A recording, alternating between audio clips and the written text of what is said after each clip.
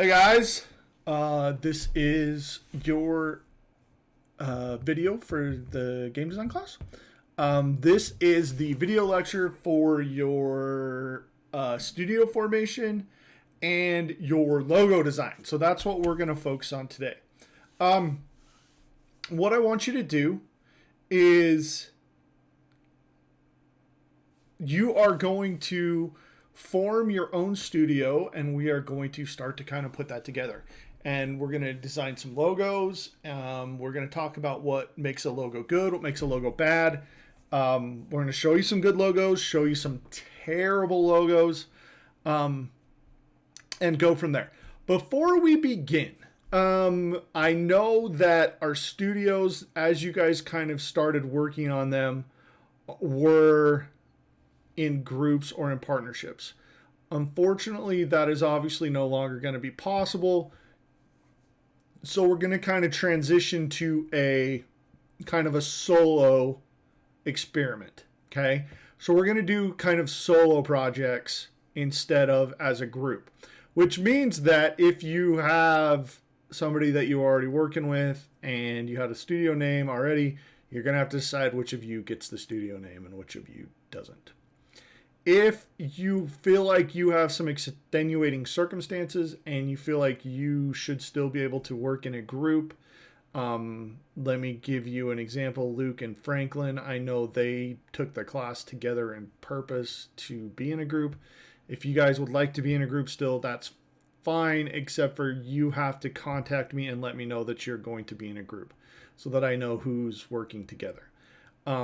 That said, just understand that if you choose to work with somebody else, I'm going to expect twice your work's going to have to be twice as good, basically, right? And that's fine, but you have to let me know. Okay, so as we look through logos, I want you to kind of think about some logos you've seen in the past. Some good, some bad. Like one jumps to mind is the Coca-Cola logo with the, like the swirly Coca-Cola, the big swish underneath. It's a good logo. It's simple, it's elegant, it does what it's supposed to do. I have some logos here for you to look at. We're going to talk about why each one is good, perhaps why each one stinks. But we're gonna go from there. So let me pull up so I can bring the other screen up. Here is our first logo that we're gonna look at. Now, obviously, everybody knows what this logo is. It's just the Apple logo. It's iconic. It's classic. Honestly, Apple will probably never have to change this logo much. They have tweaked it in the past. I don't know if you guys know this, but originally the Apple logo was actually rainbow. So there was rainbow stripes on it. They have since gone to a simpler version, just black and white. What you're going to find that's consistent with all of these logos is you are going to see that they are all simple. Overly complicated logos never work well, right? At least rarely. Simple logos always are better than complicated logos. So as you guys are working on your logo, I really would like you to focus on making sure that your logo is simple, that it's direct, that it stands for your studio. If your studio is Wolfhead Studios, don't have your logo be a cow, right? Unless you can somehow get that to work out in your story. Actually, hold on. I'm going to go turn off the light because it's really bright behind me.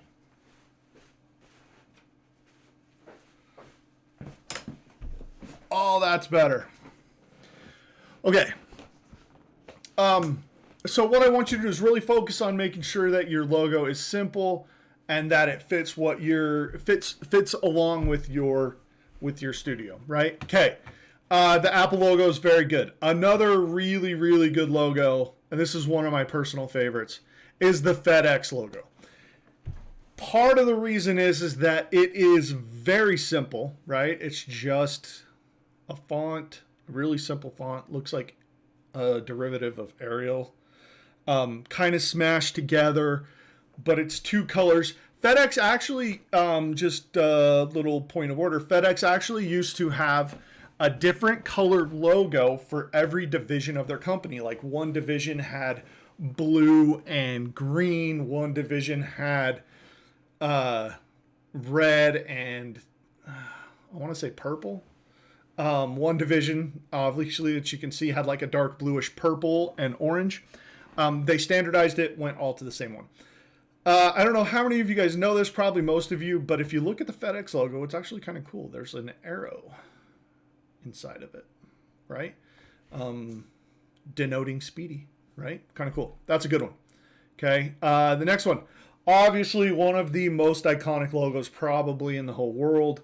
It's easy. It's everybody knows it. Like everybody knows it. Old people know what the Nike logo is. Young people do. Little kids do. It's awesome. Simple, effective. Slap that on the side of a shoe and everybody knows. Okay. We're going to kind of transition into some video game versions now. This is the Atari logo. There are a couple of... The big question is why is the second A in Atari different than the first A? And the answer varies. A lot of people believe that if you guys think back to our Pong unit, that the A, the middle thing, is actually the paddle in Pong, and the outside two are the two players leaning in. That's one. Another one is that it looks like Mount Fuji, which, I don't know. The guy that started Atari is actually from Utah, so I don't know why he would reference Mount Fuji. I don't know. But that's one. There's a whole bunch of different ideas about what that could be. But the Atari one's good. Even if you're not a gamer, a lot of people know that logo. Okay. Next up, Xbox. The Xbox logo is really good because it's simple. Okay. If you guys notice, like most of, or a lot of the times, you'll see just the button X. And that's intentional. Side note, Xbox was actually originally named, it was actually called a Direct Xbox, because you guys know DirectX, the software that runs most video games. And so they called it a Direct Xbox. And they just pulled the Direct off of it when it went retail. But originally it was supposed to be just a Direct Xbox. Okay, Xbox logo is good. I like it in that you don't have to have the text with it. You can have just the button X, and it works so well. Okay. All right. The next one that we could look at would be the counterpart to the Xbox, the PlayStation logo. This one's really, really good. You'll notice that this logo has changed a little bit over time, gone a little bit simpler. The original PlayStation was actually a collaboration between Nintendo and Sony to make a Nintendo PlayStation, and Sony was going to build the hardware and Nintendo was going to sell the consoles, but they couldn't agree on how to separate the money, and so they made 200 of these Nintendo PlayStations, and then the project just went. It's kind of a cool little side note. I like the PlayStation logo, the P and then the S on the ground, kind of the shadow. It's neat. All right, this one is one that a lot of you guys are going to recognize. This is the dragon logo from Skyrim. It's really, really good. If you notice, the wing is broken on this, and the designers wanted to insinuate that the wing was... I always thought that it was like a logo that was stamped on the side of something and then the tip broke off of that wing, but it wasn't. The wing's broken in the logo because the dragons are broken. The dragons are not working how they're supposed to, and so the logo actually represents that the dragons are broken. Kind of cool. That's good. Minecraft logo is awesome. I love this logo. In 2011, the Minecraft logo was actually redesigned and the creeper face was added inside of the A. I think it's iconic. I think all you have to do is have the A or the M, or really any of them, and you know exactly what logo it's from. Okay. And I think this is for more than just gamers. Okay. Next one up, the Half-Life logo. Okay. This one has a ton of meaning. So the symbol in the middle is actually called the lambda symbol, and the square root thing, what it is representing is that it is literally half-life, right? Like this symbol means half-life. It's a half-life of an element, half the life of an element. And so it is literally a visual representation of half-life. That's pretty awesome, if you ask me. And again, we go back, it's simple. Okay. Next up, the Assassin's Creed logo. It's very, very good. Okay. It is the A and then the stars. This is a pretty iconic. You see this on the back of somebody's car, you know exactly what it was. Okay. This one's really good too. We're kind of delving a little bit more complex, meaning, the stars and thing. And if you look at some of the different Assassin's Creed games, they add something to the logo for each game. But what you'll have is that it's just getting, it's a little complicated, but it's still simple enough to kind of get the point across. I really, really like this one.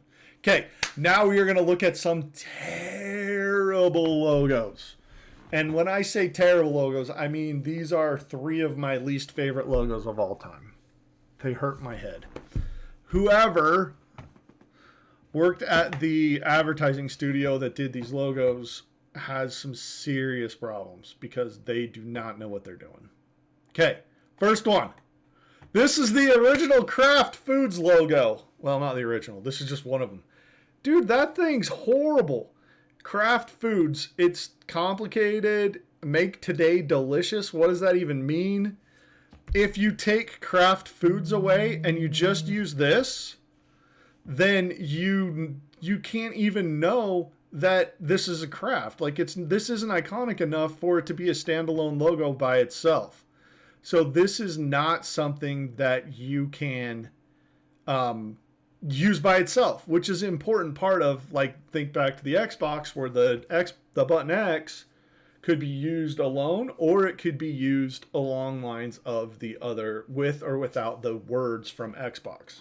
Okay. As you're looking at the next one, this one's bad. This is the logo from the London 2012 Olympics. And my first inclination is to think, wow, it's kind of cool. I don't hate it, right? 2012. And then I start thinking about, wait a minute, why does this 2 look different than that 2? And is this the 2 right here? And that's just something else? Or is that part of the 1? Or is it just something that floats in the middle? Why is it like that? And then I do that whole, once you see something, you can't unsee it. One of the funny things that people pointed out, was that this logo actually looks like a little girl sitting at her computer. And now, thank you that somebody pointed that out to me. Now this logo becomes almost unusable for me because now I don't see anything to do with the Olympics. I see a little girl typing on her computer. It's kind of problematic. And so you have to be aware that your logo might look like something else. There's all sorts of like dirty, I did a logo and now it looks like a sex act out there. There's some really bad logos. But you got to be careful that your logo doesn't look like something you don't intend it to look like. Okay. The last one I'm going to show you, and this is one that has caused me so much heartburn, primarily because there are a lot of advertising people that think this is an awesome, fantastic logo, and I just don't think it is. Okay, this is the Unilever logo. If you don't know what Unilever is a company that makes everything. Basically, they make like half of the stuff in the grocery store. They make They make shampoo and soap, dishwashing detergent. They make deodorant. They make perfume. They make Axe body spray. They make all sorts of stuff. And yet, not many of you likely have ever even heard of Unilever before. Okay, so they have this logo, and it's a U. And I've blown it up so that you can see it. But if you saw this logo, it's usually like that big. And the problem is that this logo becomes muddled, would be a good word for it. Now, what they claim, and this is why some advertising people really think it's a cool logo, is that if you look at it, so here, this is actually the sun. And the sun represents their enduring commitment to stop greenhouse gases and to save the environment. This is a B. The B represents their company's commitment to hard work and working together. The spoon represents their desire to feed the world. Like, each one of these things have a different corporate meaning, and somebody who works for Unilever probably could tell you what every single one was, and that would make this logo to them very important because they would have a tie to exactly what every little piece meant. And it just doesn't, for me, being an outsider, it just doesn't work. I can't figure out why they think this logo is good. Okay, so what have we learned? We have learned to make a good logo. Number one is it has to tie to your brand, right? You have to tie it to whatever your studio is. If you're going to be Devil Studio, then it's awesome to have a devil head as part of your logo.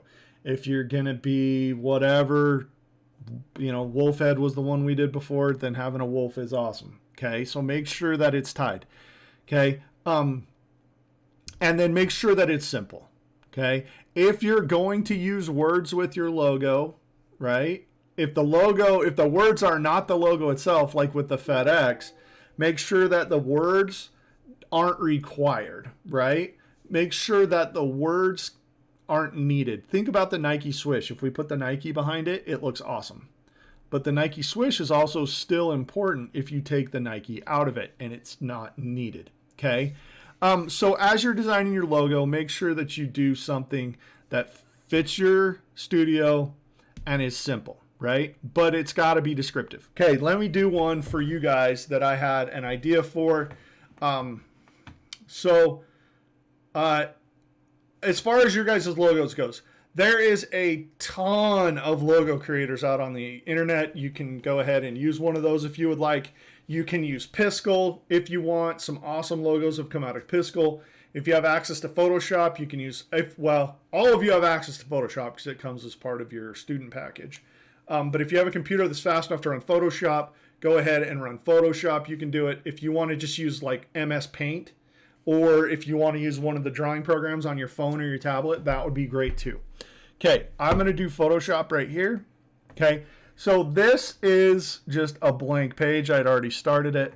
Okay, I'm going to use the brush tool. I'm going to do black on white, so my white background with my black font. So I have that set up.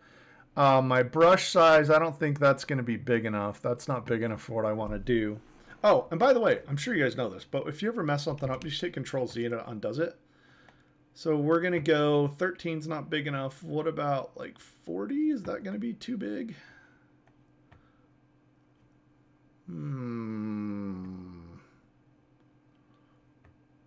That's probably not big enough. We're going to go 60. That's almost big enough. 70. And I'm going to increase. So I don't know if you guys know this. See, when I draw this, see how it's all fuzzy like that? I usually come in here and I can increase the hardness. And it'll make it more like that. And that's what I want for my logo. I want a crisp line on this. I don't want it to be fuzzy.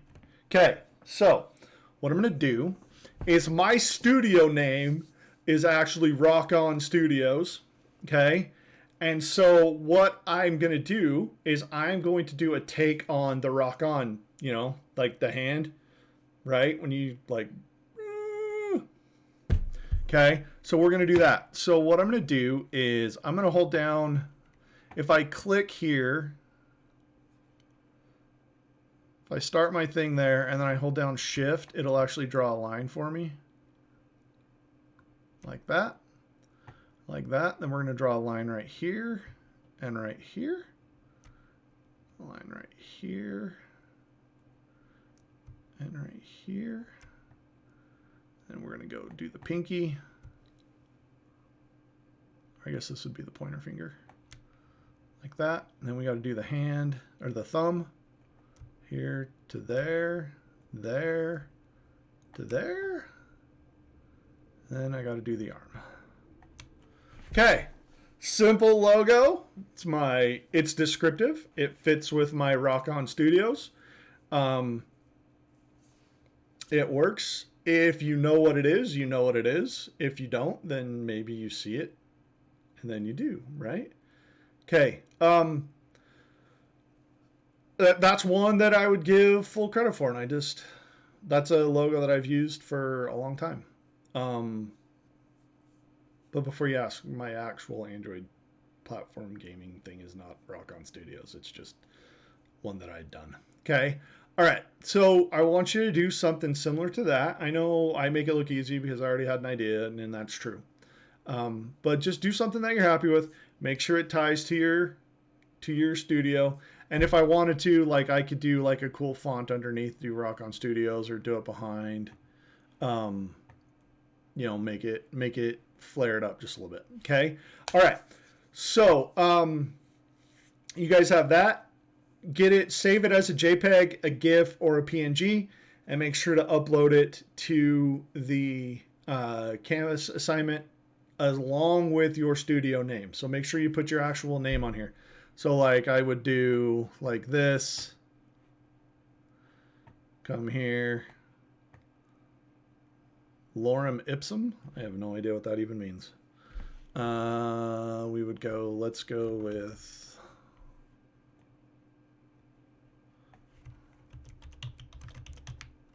Rock On Studio. Not big enough though, right? Gonna make it 60 point. Oh, too big. Whoa, way too big. 48. No, still too big. 36. That's better. Okay, I actually kind of like that. So we're gonna go there. Okay. Now I have Rock On Studio. Okay. Make sure that I have your studio name. Make sure that I have your logo. Okay. Now, some of you guys know because you've been attending, been coming, but we stream every day on Twitch from noon to 2. If you haven't been coming, that's fine. It's not required. It's just something we do for fun. The URL is twitch.tv/gigabytener. That's GIGABYTNER. I'll put the link in the YouTube video description. Okay. Understand that for your assignment that I'm going to give you on Thursday, it is required that you watch the stream. So you have to be on the stream on Thursday at noon. So Thursday at noon on Twitch, go there and we'll be about an hour-ish. If I'll be on, we'll stream for a full 2 hours, but the assignment part, it's to give you your next assignment.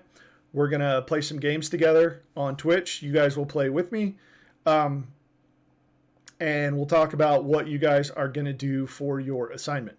But understand, watching the stream on Thursday at noon is mandatory. If you cannot make it, then you can watch the saved version of the stream. That will be okay, but that would not be as good. Make sure that you do get there if you can, because your life will be easier if you do. So Thursday at noon, we will be talking about your next assignment. Okay, it's wrapped up around video games, so don't stress about it. We're gonna do it. We're gonna play some games together, but we're gonna have that as part of it. Okay, Thursday at noon, twitch.tv/gigabyte nerd. I will see you guys there. You guys have until Friday is when I made the due date for this. So make sure you get me your studio logo and studio name by Friday. And I will see you guys on Thursday.